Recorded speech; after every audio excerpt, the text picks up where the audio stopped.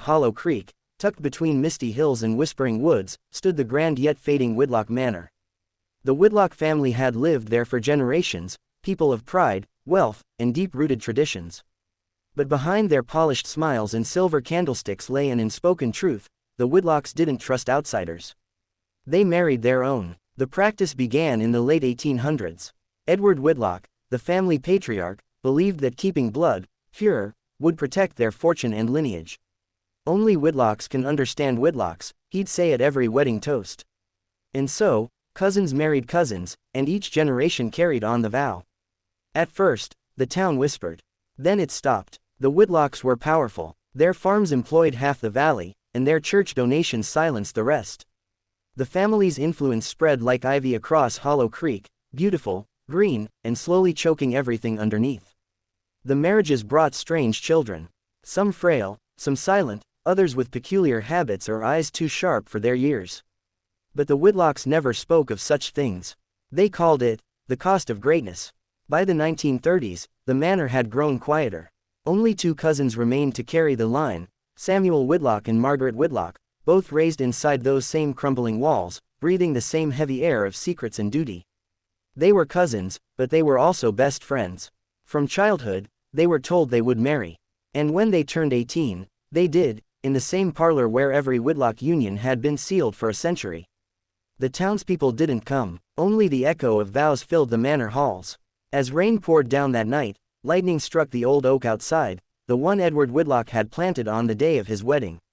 The townsfolk said it was an omen. The Whitlocks called it tradition. And so the bloodline continued, bound not by love, but by fear of ending. Years passed. The Whitlocks still held their land, but the money was fading. Samuel, a man of pale face and trembling hands, worked the fields alone. Margaret grew distant, spending hours locked in the nursery, staring out windows that faced the cemetery behind the house. They had two children, Eleanor and James. Both were sickly from birth. Eleanor couldn't walk until she was 9, James never spoke a word his whole life. Doctors came from nearby towns, but the Whitlocks never let them stay long. "We manage our own," Margaret would say. By the time Eleanor turned 15, the manor had become a shadow of itself. Dust and silence filled the halls where laughter once lived. The family portraits, dozens of pale faces staring down from gilded frames, seemed to watch her every move. And beneath the portraits, a secret room hid behind a bookshelf in the library. Inside were ledgers, records of every marriage, every child born within the Whitlock name. At the end of each record was a signature in fading ink: the blood must remain pure. Eleanor found the room by accident. And what she read there changed her forever. There were notes from doctors long dead, letters begging the family to stop intermarrying, reports of birth deformities, and even one note scrawled in trembling hand: "If this continues, the next generation will not survive." Eleanor ran to her mother in tears, but Margaret only stared out the window and whispered, "Some curses are chosen, my dear." Ours began with pride. From that day forward, Eleanor planned to leave Hollow Creek. But the Whitlock blood didn't let go easily. It was 1947 when the family gathered one last time. The war had ended, and the town around them had changed: new faces, new families. But inside the manor, time had frozen. Eleanor was now 21.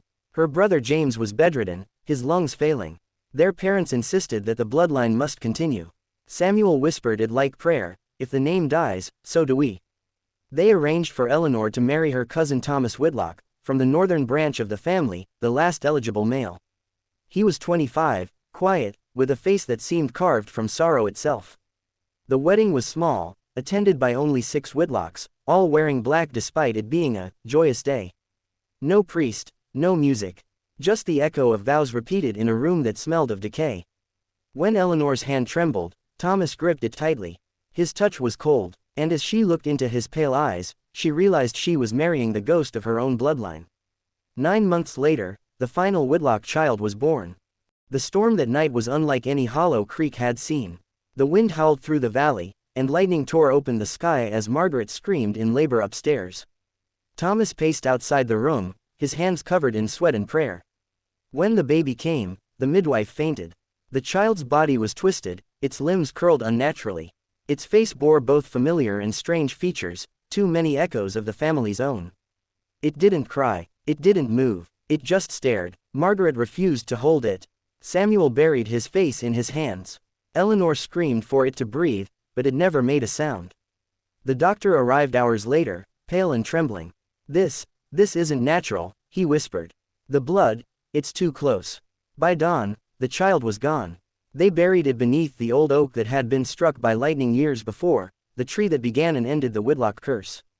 After that night, the family never spoke again. Samuel took his life in the barn. Margaret left the manor and was never seen again.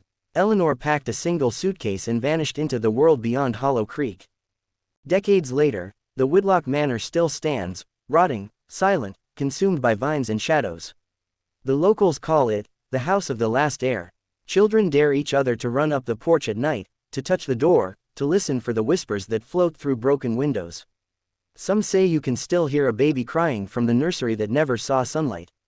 Others say the portrait's eyes follow you as you walk past. But the truth is simpler and darker. The Whitlocks weren't cursed by magic. They were cursed by their own hands. By pride, fear, and a vow that no one dared to break. In the end, their greatest sin wasn't loving their own blood, it was refusing to let the world in. And the final child, silent and still, was the last echo of a name that should have died long before.